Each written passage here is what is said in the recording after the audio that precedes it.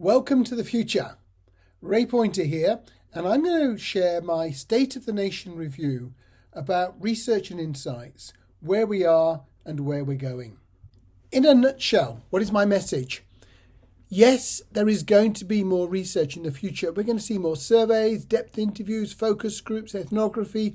All sorts of research activities are going to increase. But there's going to be less, in quotes, market research. So let's unpick that. There are two key changes that are happening and have been happening. The first, as we saw from an SMR and partner study last year, nearly 50% of the research that's conducted around the world is conducted internally by clients, and that percentage is growing. So that is changing the nature of what is happening. The second change is that more than 50% of all the research that happens in the world is what I call no questions research. It's passive, it's observational, it's data-based, it's analytics. So that again is a really big change that's happening. These two changes are independent, but they're both having an impact. Let's think about the past. And if we think about insights, we had a fairly well-defined role inside companies for the need for insights. And most of that was met by market research agencies. So, for example, most focus groups were conducted by market researchers 30 years ago. 30 years ago, most surveys were conducted by market researchers. What has happened now is that market research agencies are bigger than they were in the past. The amount of business in total that is going to market research agencies has grown. But it's not grown by anything like as much as the world of insights has grown. So market research agencies are now a much smaller part of the total. And we see all of these other additions, the CX, the UX, the web analytics, A/B testing, data science, DIY platforms. So instead of dominating the world of insights, market research agencies are one aspect of what is going on. How has that happened? I'm going to come to the why in a moment, but the how is because of online platforms. And I'm going to show you one illustration, but this really covers the entirety of the research world.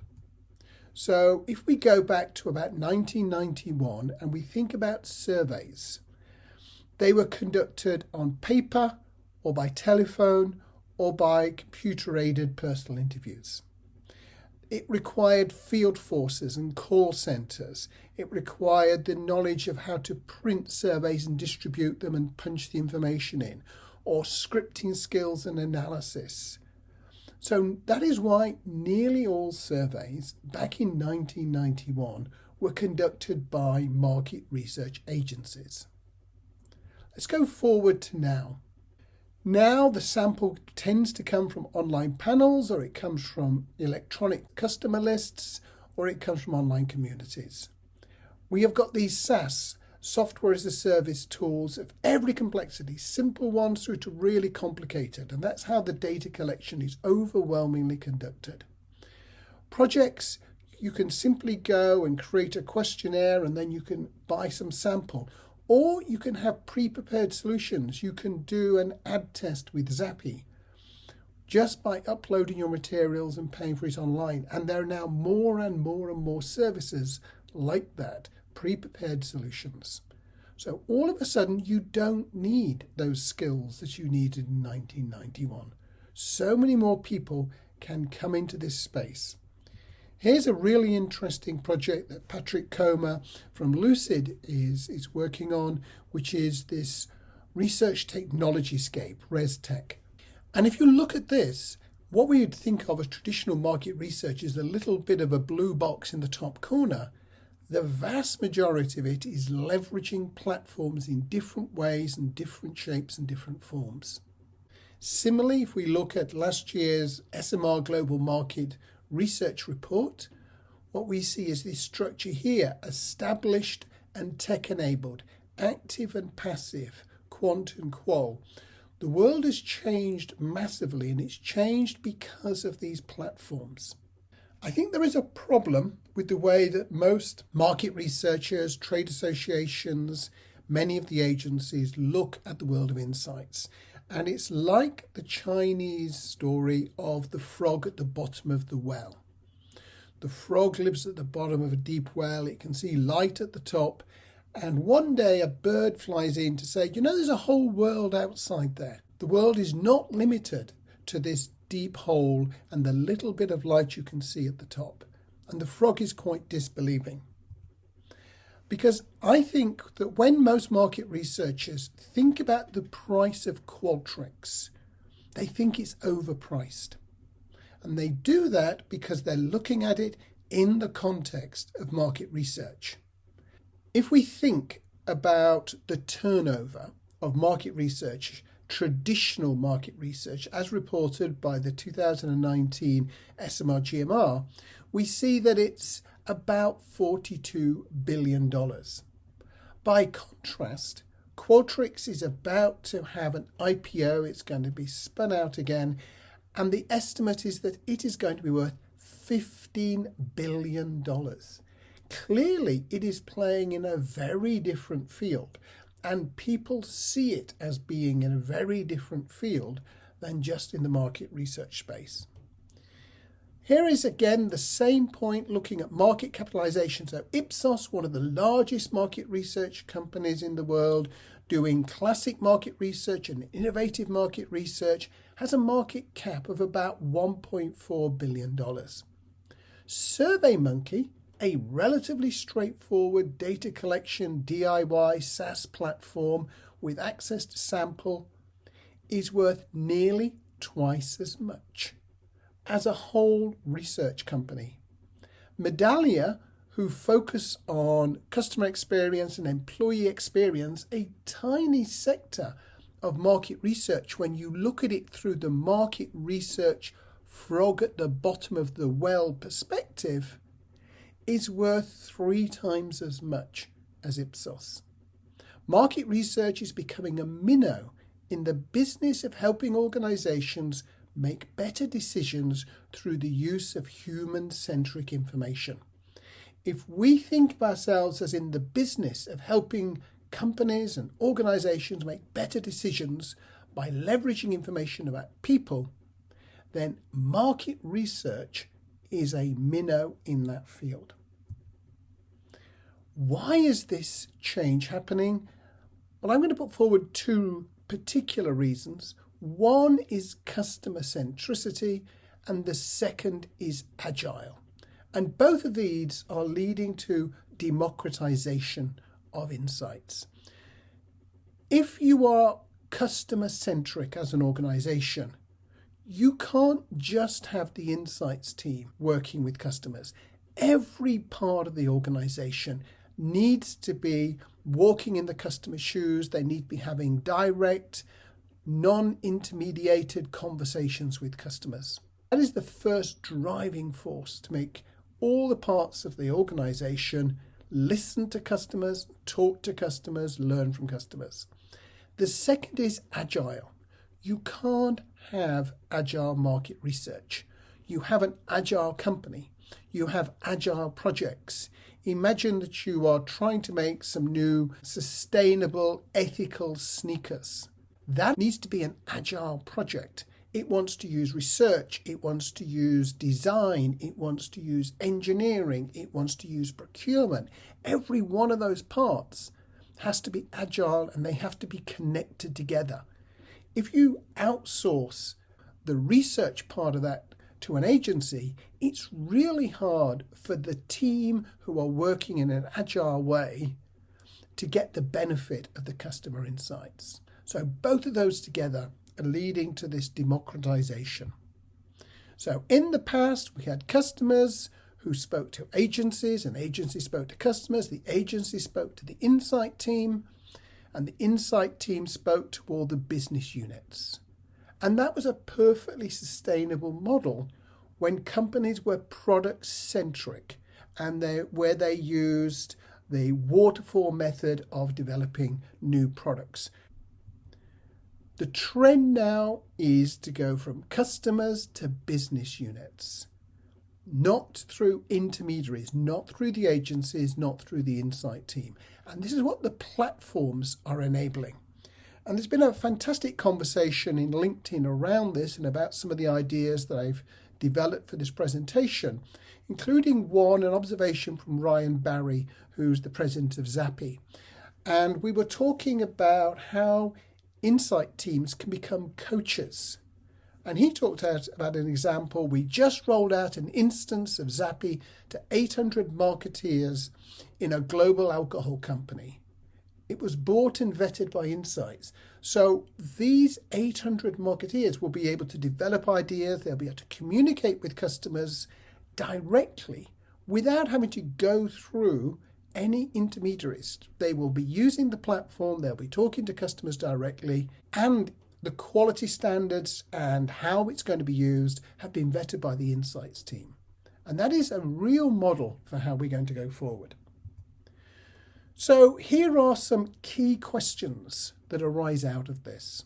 What will happen to quality? What's going to happen to the agencies? What about the insight teams? What about the trade associations? What about data ethics and market research ethics? And if you are a new researcher entering this industry, what is my advice to you? Quality. I believe very strongly that the median project will be of higher quality. We know that the best research is done by the best teams using bespoke methods and specialists. But you know what? There is an awful lot of not such good research going on. Have a look at some of the surveys that are sent to the panel companies that they have to throw back and ask them to improve. What we're going to see as we standardize is best in class. We're going to see tools and adapted methods so that the typical project will be better. We will still see that the innovative or the non-standard complex problems are going to be handled by specialists. The platforms are not going to remove that. The platforms are going to deal with the bulk. The biggest challenge to quality going forward is the current biggest challenge to quality, which is the challenge of sample. How are we going to make sure that the people we're talking to are the right people, that they're engaging with us in the right way, and that we're getting good data from them? Market research agencies, we're going to see a process here where they're going to continue to grow in absolute terms because the pie is getting so much bigger. But they're going to lose share to internal. More and more research is going to be done internally, not through agencies. And they're going to lose share to non-market research companies, the web analytics, the data scientists, the design companies, and so on. Because the whole human experience pie, listening to customers, helping companies make better decisions, is going to grow much faster than the MR part. So market research will become a smaller and smaller part of the total, even though it will continue to grow in absolute terms for the foreseeable future. What about client insight teams? Some are clearly going to shrink following this democratization. All of a sudden, we will see lots and lots of companies just associate their business units with the platforms, and this will put pressure on some of the insight teams. Some insight teams will actually just become assistants to others. So maybe you create an online community, and all of a sudden the insights teams are scripting surveys for their colleagues. They're running around and fetching data for them. And that it will be what will happen to some insights teams. But others are going to transform the insights to be coaches. They're going to be the arbiters of value. They're going to be the strategy consultants. I strongly recommend anybody who's an insight manager, works in an insight team, to read James Wycherley's new book, Transforming Insight, which shows a new vision of what the insight teams in the future are going to be. And they're not going to be running all the small, bitty, tactical, agile studies. They are going to be driving strategy. They're going to be creating overall training and guidance and leadership. So all three of these will happen in different companies. What about the trade associations? Well, it's going to be really challenging because the boundaries are going to disappear. The things I think they should focus on are advocacy. So lobbying government to keep the laws so that research is possible and sensible. Lobbying companies to use evidence-based decision making. Setting standards. The national bodies and SMR internationally are great at setting this is a good standard for this. Education, helping people know what is good research and how to do it.